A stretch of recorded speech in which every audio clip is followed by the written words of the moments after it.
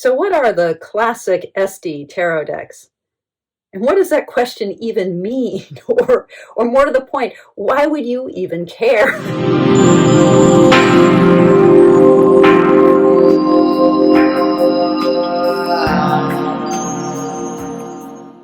You know, I watched with great enthusiasm and great abandon Danny Mystic's recent video where she started this tag about classic tarot, and I was like, I came away from it. I said to my husband, I was like, I don't think I have any classics. He says, do you need any classics? I was like, yeah, I don't know. I realized that I'm tarot promiscuous, you know. I've already answered the question of, my all-time favorite tarot, and there aren't huge surprises really in the decks that I've loved and continue to love. I mean, is anyone who's known me in the tarot world for any length of time surprised that, a vintage Waite Smith deck rises to the top? I spent a lot of time thinking about the vintage Waite Smith, or that also at the top, if not at the very top, would be an Aquarian tarot deck, a vintage Aquarian tarot deck.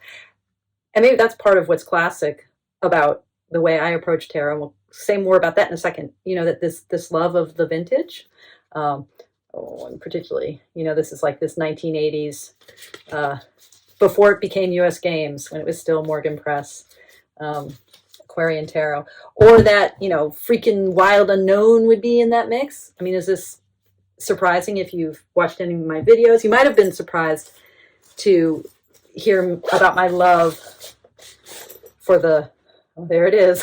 There's that problematic card. My love for the Thoth, for the Crowley Harris tarot. This is the problematic card because this card, and it's like, oh, lost. Oh my goodness. It's like yoni, phallus, the energy of this card is what, very impressionable 21-year-old Esty, what made her want to burn her original greenie. Too much tarot deck for me. Incredibly important. You might have found that surprising to be listed among my tops.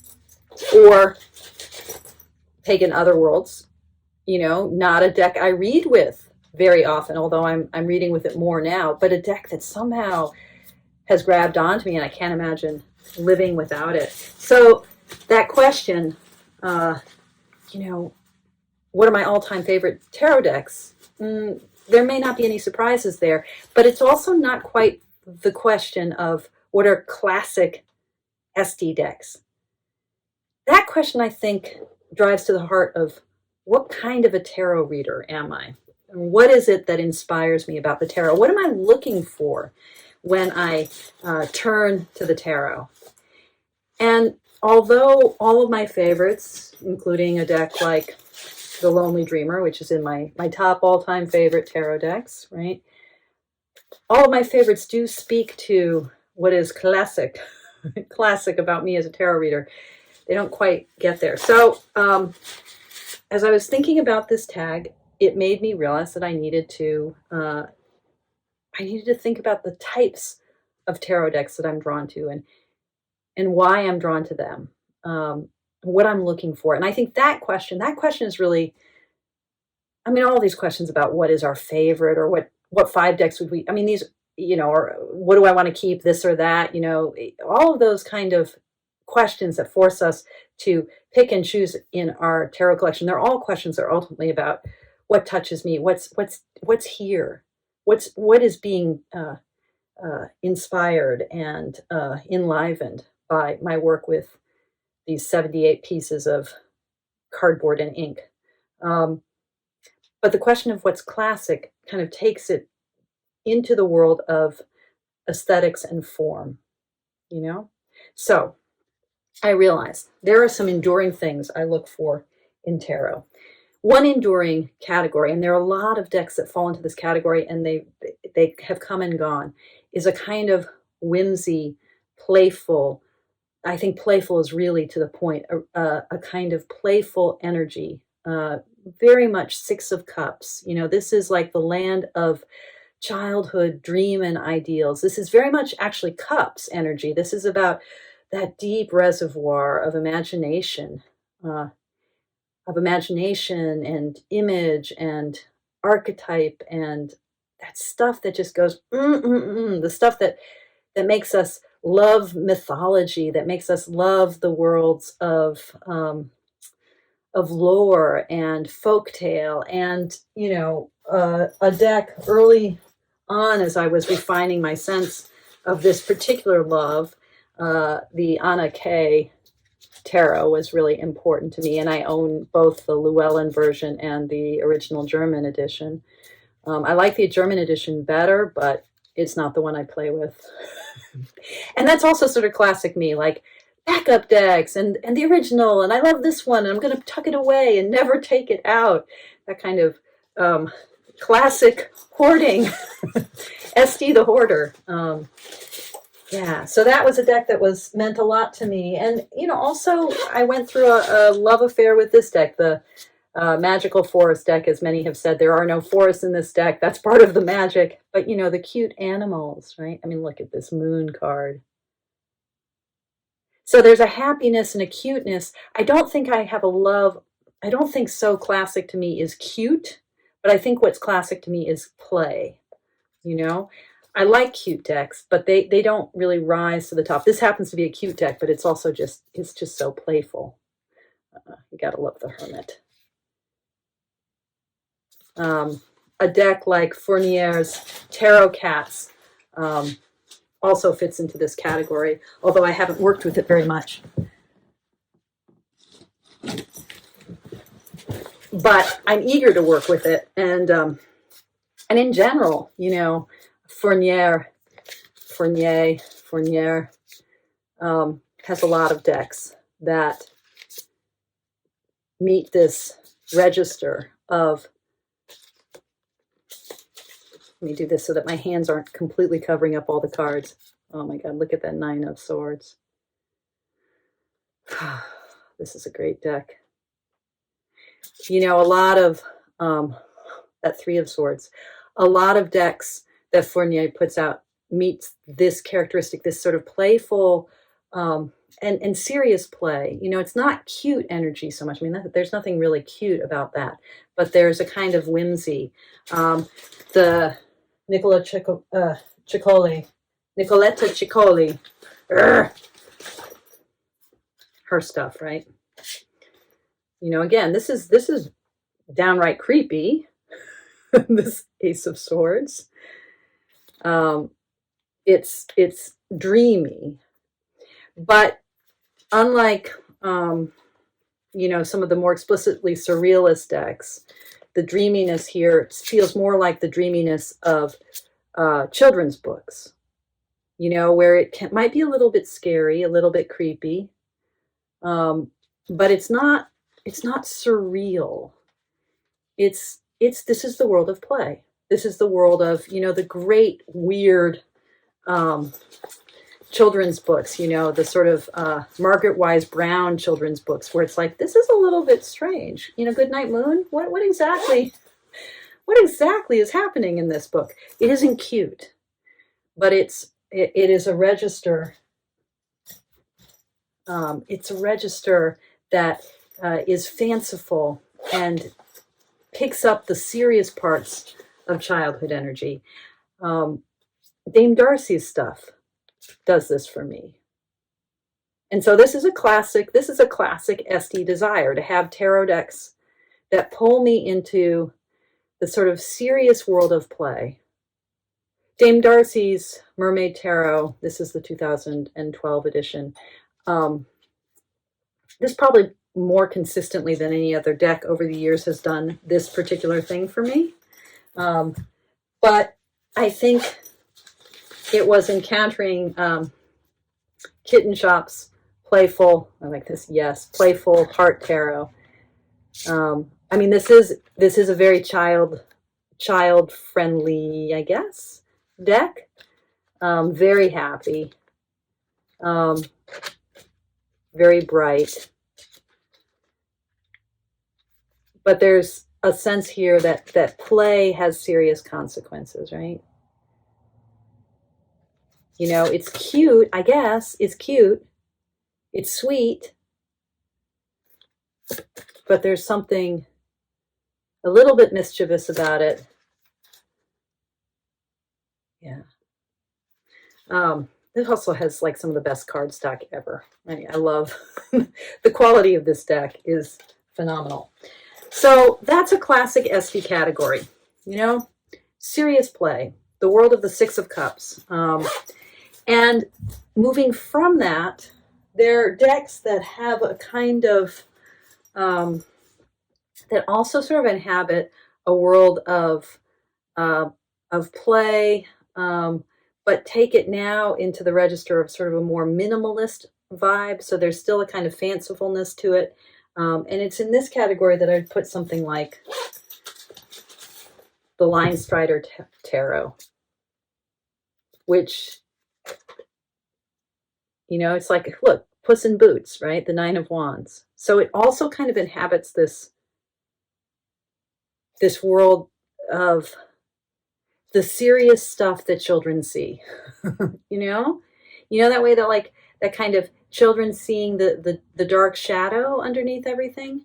But to me, the quintessential deck that does this, and this is Esty classic all the way, a deck that has been important to me from the moment I got it back in, I don't know, 2016 maybe, Raven's Prophecy, based on Maggie Stiefvater's Raven Boys cycle. It's a deck that I've shown a lot, I think, over the years on this channel. Oops.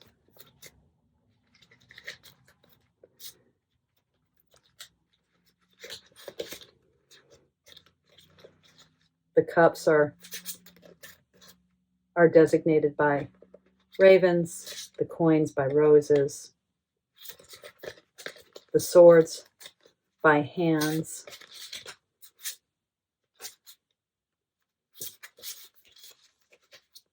and the wands by fire.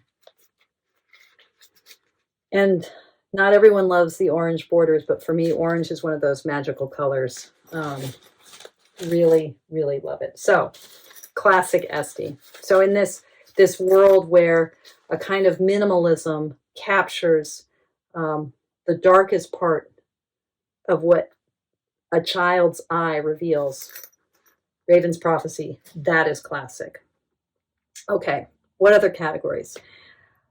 I love me my vintage decks. We all know that. I particularly love my vintage decks that are kind of on the edge of what we understand to be tarot, the tarot system. And so over the years, I've fallen in love with a number of decks that have a relationship to the Yud Picard system of minors. The Crystal Tarot is one such deck. So 1909, Yud Picard publishes a book about the minor arcana, where he says, look, major arcana, you know, we know that these cards have deep meaning, but the minor arcana, we keep talking about them like they're just, you know, we're just picking up on cartomancy and playing card reading. What's the depth of their meaning? And so he sets out to create a coherent minor system. And there are a few decks that have picked up on his organization, his way of working with the pips. And Crystal Tarot is one of them. 1990, I can't remember when this deck came out. This is my own kind of modified edition of it, where it's borderless and the images are blown up. So, you know, very vintage, classic Esty, right? To love the vintage decks, but to love kind of more weird versions of them. The kind of the Spanish school of tarot Balbi. This is a vintage deck, and it's also picking up on the Yud Picard system, which incidentally reverses the element significances of swords and cups. So swords are associated with water. Check out this Nine of Swords with the fish underneath. This is an amazing, beautiful, colorful deck, 1970s, right? And it's working with that that Yud Picard system in the minors. It also has esoteric meanings in it, but very characteristic, to show the ways in which the fives in the minor are these interlocking triangles, the sort of sense of below and above. Tarot Balbi. And then El Gran Tarot Esoterico. Similar vintage, also mid-70s, 1976, I think. And I think this, of all of these vintage decks, this is probably most classic Esty, this particular one. And part of what makes it so classic, and this ties it back to the stuff about childhood that I was saying, is the drawing, right? The ways in which the drawing of these cards has this kind of primitive, child-like illustrative force to it.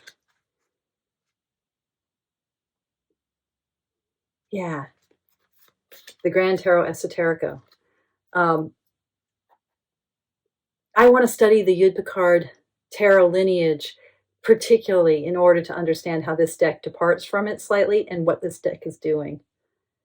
Again, that sort of division between below and above, the pentacles having this sense of earth and sky, but all of the minor arcana have that division between above and below, right? The swords in the water with the fishies. Yeah, love it. Classic Esty.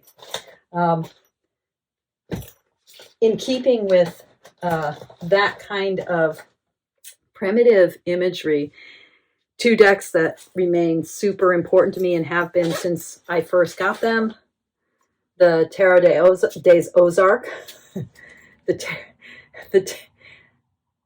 It's like a French pun. Tarot, it's not French. It's Tarot des Ozark because the artist is from the Ozarks. This Marseille-inspired deck with its really crude, beautiful, abstract. Yeah, it's abstract imagery. This justice is just, oh, that's a papus. This is justice, but the use of black for skin tone. This devil. Incredible deck. And that kind of spitting of energy and fire, and it's kind of, again, it's like this childlike quality that I just love. I think in line with that too, if I can find it, is my Tarot of the She, recently modified. Again, what makes this sort of vintage Esty, classic Esty, is the kind of crudeness and self-taught feel of the artwork, right? So there's something that's so alive here that comes from deep, deep, deep, from the deep reservoir of self, from the soul. And, here explicitly, Emily Carding is connecting it to the world of the she, this sort of world of these other creatures who inhabit the spaces in between what we recognize as real. They share our landscape with us. But that sense of what's in between, that's the serious stuff that children see, and tarot helping me get into that. That's very Esty. And there's a side of me that wants to make things very abstract. There's a side of me that's deeply drawn to a deck like the Orbifold. Can we express everything in tarot in terms of the language of sphere, in terms of color, element, number, in this incredibly abstract geometric way? This is super different from the kind of crude, childlike, expressive quality of the decks we've just been looking at. But this is very me. It's like, let me break it down let me get down to the bones. Let me get down to the skeleton here. And I think that that's the same impulse that made me want to get a copy ultimately of Anna Turian's Hidden Waters, right? I mean, in a sense, of all of Anna Turian's work, this one is more Esty than any of the others, precisely because of its, I mean, it both has that kind of expressive quality that I was talking about, like with the Tarot of the She and with these childhood-like decks, but it's also super abstract. It's sort of getting things down to a few strokes, a few bits of shape and form. It's very formal. It's asking us to see the formal truth, the truth of form, the truth of shape. And in that way, actually here, you know, what is abstract, what is geometric, actually forces us to enter into the realm of our psyche, to enter into the realm of imagination. So we kind of come together, the geometric and the abstract and the childlike sort of come together in a deck like Hidden Waters. But I think that impulse of me is most fully served in my love of playing cards, right? Something that I first realized was important from working with Enrique Enriquez. So it's his fault. But, you know, it doesn't get more bare bones than playing cards. And in that sense, this is just the recent bicycle deck called Mosaic, which, I mean, I love those colors. But in that sense, then, you know, classic Esty, it's the playing card tarot, right? You've heard me talk about this before. Bringing together the worlds of playing cards and the world of tarot as explicitly, as completely, as seamlessly as possible. So there we go with the abstract and the geometric at its deepest. You know, less intense. When I was looking over, I was thinking about what are decks that are classic Esty, and thinking about, well, what decks do I typically read for other people with? When I read for clients, I will send people a list of decks to choose from, and I'll invite them to, we'll always do one tarot pulse reading with a Rider-Waite deck, but I'll also encourage people to pick a deck that speaks to them. And the deck that has most often been chosen is the Way Home Tarot, which is deeply abstract and geometric and very clean. I mean, it's the clarity and precision of this deck. The readings from this deck, I mean, they're just so, they're crystalline, you know? Oh, look at this Justice card. I mean, it's funny because it's not a deck I read for myself with, but it is a deck that again and again clients have chosen, and it has just been super powerful. There's the Six of Cups.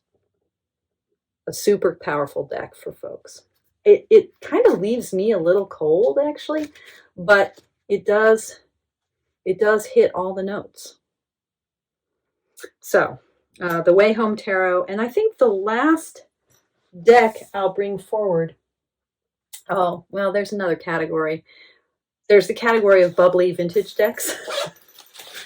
And for this, in this category, these are like the vintage decks that are not the weird vintage decks, like, you know, like the Yud Picard lineage decks that I was showing you, that the Spanish tarot decks, and are not sort of the obvious vintage decks from the 1970s and 1980s, like the Aquarian. But these are vintage decks like the classic tarot, which, it's Willy Wonka meets the tarot. I freaking love this deck. And that kind of bringing together of the Marseille and the childhood aesthetic. Yeah. This is maybe classic Esty.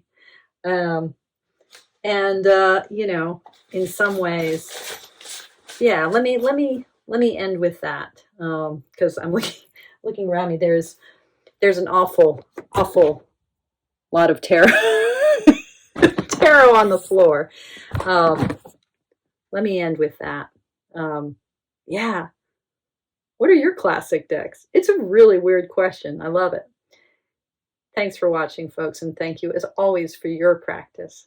Take good care.